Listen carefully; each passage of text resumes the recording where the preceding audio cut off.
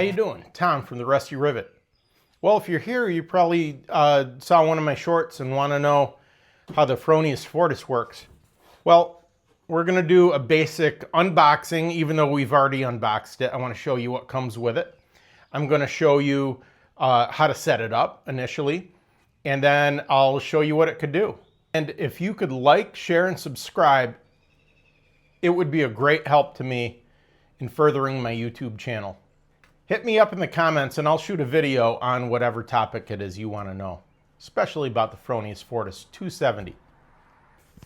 First of all, what is Fronius? Well, Fronius is an Austrian company. They're known worldwide.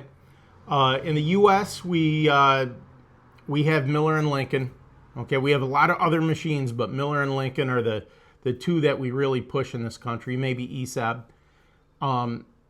So when I was looking for a welder for my personal shop, I wanted something a little different, something that could do some different processes, and I don't know, something interesting. All right, for no other reason, I bought this machine because it's interesting. All right, it just happens to weld really nice. All right, so let's take a look at this machine. We'll see what we get in the box.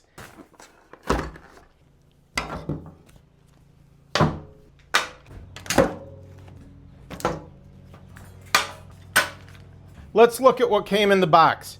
I got the MIG TIG stick package simply because I was interested in it. This is only a DC TIG welder, so you're limited there, but this TIG system does some interesting things. All right, let's look. I got a regulator with flow meter style regulator. I got a regular stick stinger. All right, brass inserts in there, and they're solid brass.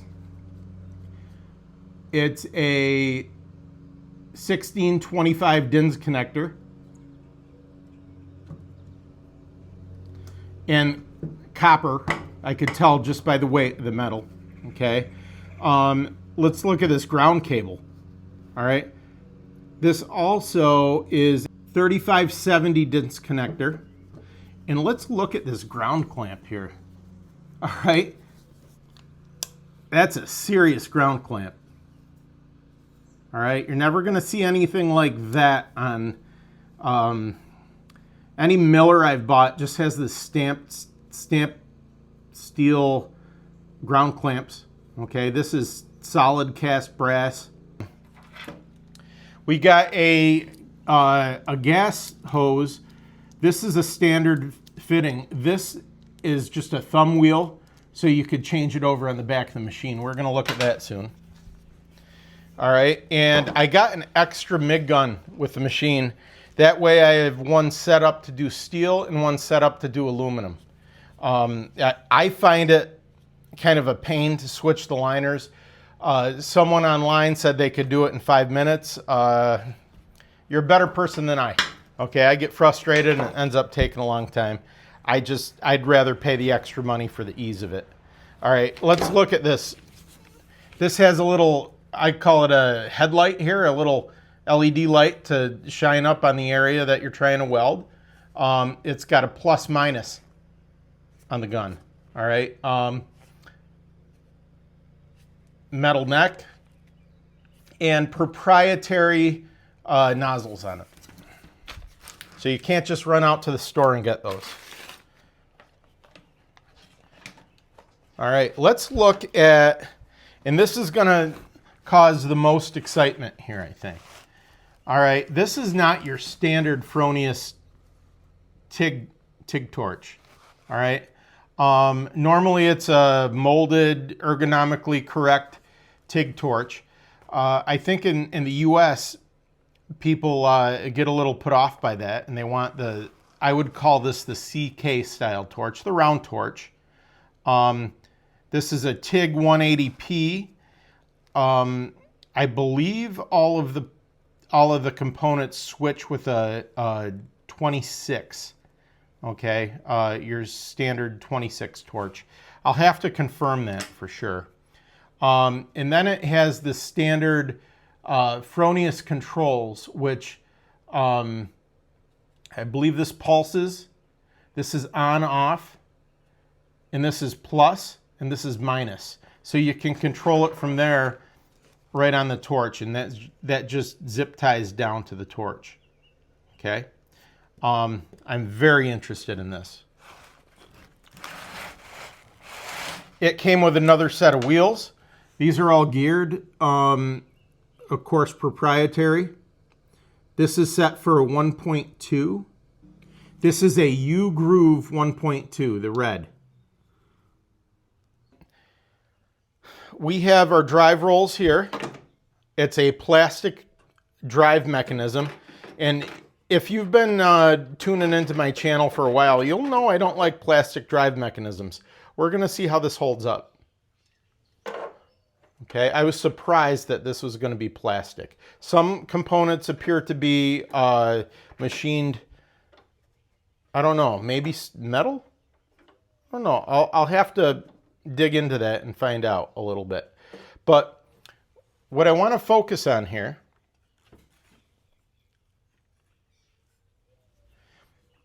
you have two lower rollers that are geared, and the drive motor is in the center here. You can't see it, but there's a gear in the center, and that turns these. Not only that, but when you put those wheels down on it, all four rollers are moving the wire.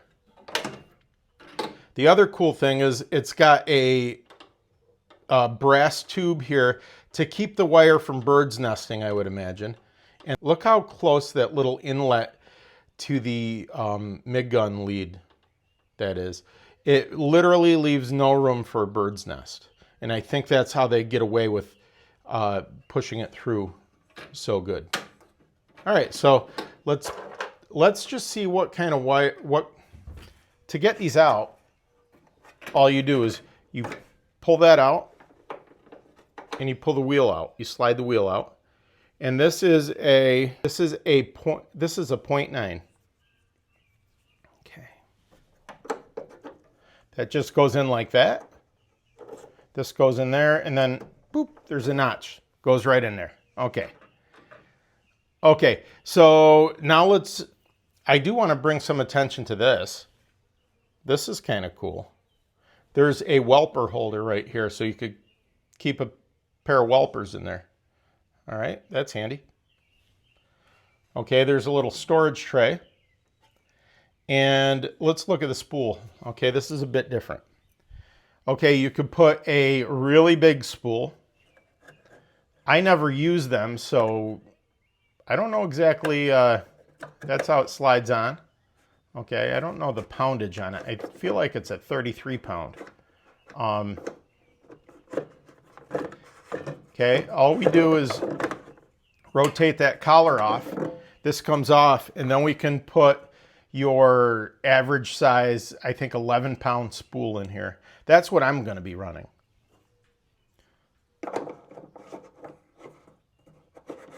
Okay, but there is no provisions for putting a small spool in there. I know some people have made adapters on their 3D printers to hold small spools, so that might be something to consider. All right, on the back of the machine, we can see that there is a MIG inlet and a TIG inlet. Okay, the gases go to different routes in the machine. That's why the thumb wheel is here, so you can make a quick changeover, I think. It'd be nice if it came with two of those with a quick changeover. All right, this is a computer input. And this also hooks up to the Wi-Fi, so I think we can send a message out to Austria in this, and they can diagnose our machine. I'm not positive about that. Okay, and then your on-off. All right, and we did a video on the lead going in, so I'm not even going to talk about that. We are running single phase today. We'll talk about the front of this. It gets pretty loud once this turns on. The cooling fan in this is pretty loud, okay? So you have just a a regular connector that goes to the MIG gun. It's a 3570. All right, and that goes right to positive because we're welding. We're welding electrode positive.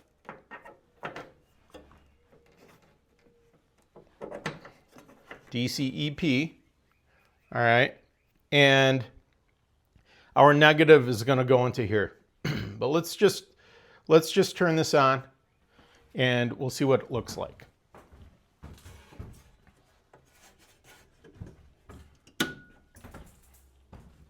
Set date and time. Hit save. All right, this is the interface that is catching attention here. We have this menu here, we have this menu here, and then we have our main. I think they call it the wizard window, or I don't know. Not really sure. That's just the main input there. Okay. To go through this, okay, the first thing I would set is this, okay, over here. Standard, okay, we can go in there, we can choose pulse, standard, manual, TIG, MMA, or cellulose, which is your 6010. Okay. We'll set it up for pulse. Okay, we can go in 2-step, 4-step, S2 step, and S4 step. There are all, and spot, sorry, and spot. There are all sorts of different configurations that you can set this, like you pull the trigger in, it starts ramping up on current. You'll let the trigger out, it holds the current. You pull the trigger in, it ramps down. You can actually control that it's going to fill the crater. Very programmable. All right, so we're going to stick with the simple. We're going to go 2-step. All right, you can save what they call easy jobs.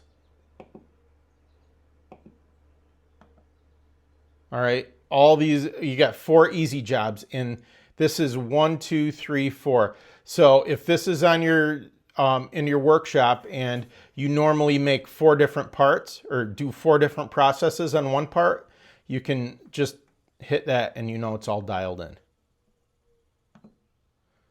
Okay, and then there's the wizard. All right, this is really neat. So as you go through, you could pick a T-joint, a lap joint, an I joint, or a Y joint. All right. So those are your 4 different joints. I'll click into that, and then it will say 1G or 1F, 2F, 2G, 4F, or overhead, 4G. Okay. So we'll just pick a 1G. All right. Seam geometry. All right. Sheet thickness. You can, as you control it, you can see your screen manipulate it. All right.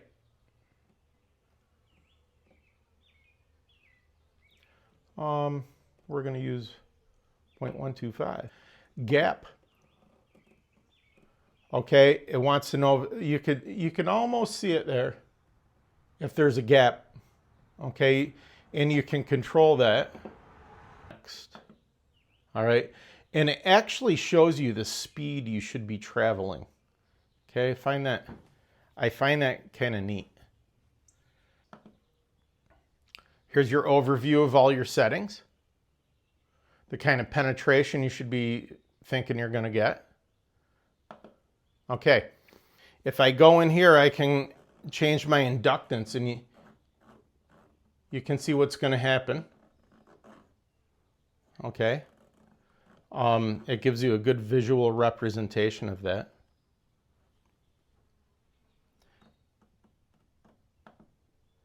Okay, and then your arc length right here, how much you want it to spray, okay?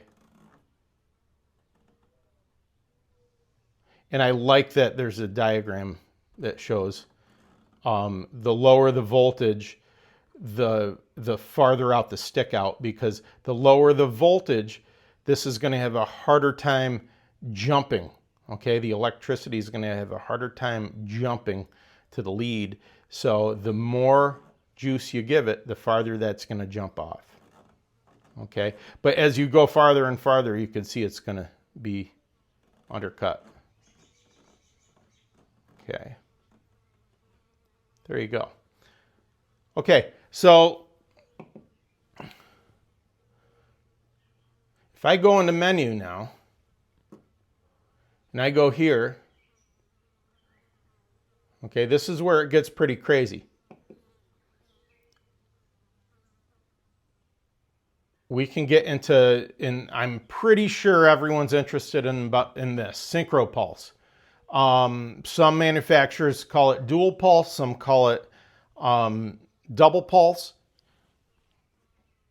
So as I go down here, synchropulse, I want to turn it on, and you can see there's a representation of what's going to happen. This is a very graphical display. Wire feed speed, okay, let's change that. As my wire feed speed goes up, you can see what the cross section of the weld is going to do. Okay.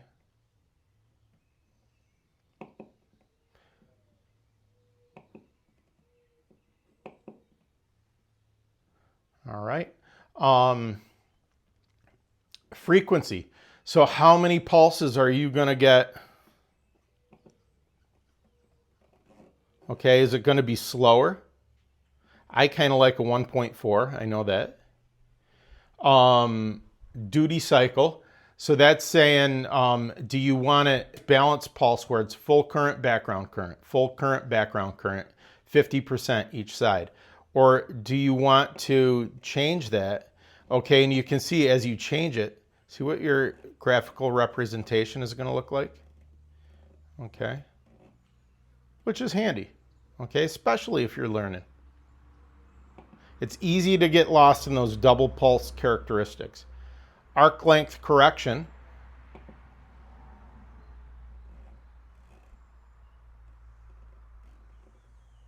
We'll just keep that on 0. Arc, okay. All right. So that's all the way that's set up. Okay. All right, that's my short little overview on the machine. It was a quick unboxing. Let's talk about the box for a second. Okay. It was basically a cardboard crate on a cardboard skid, and the styrofoam that this was packed in, it wasn't even styrofoam. I don't know. It was unreal. The way this thing was packed was the most durable packing I've ever seen for any kind of machine being transported through the mail. There's no concerns there. All right, you can see from the display, there's so many settings we can go through on this. I'm only going to be able to cover a little bit. I got a comment last night that asked, I need to see this and that and this and that, and I'm going to go through it, okay? If you have anything you want me to go over on the machine, something I didn't touch on, comment, and I will put it on a YouTube for you. Like, share, and subscribe to the Rusty Rivet so you don't miss any of these tutorials that I'm going to go over on this machine. I'm going to break everything down into a separate tutorial. So make sure you like, share, and subscribe so you don't miss out on any of it. We'll see you.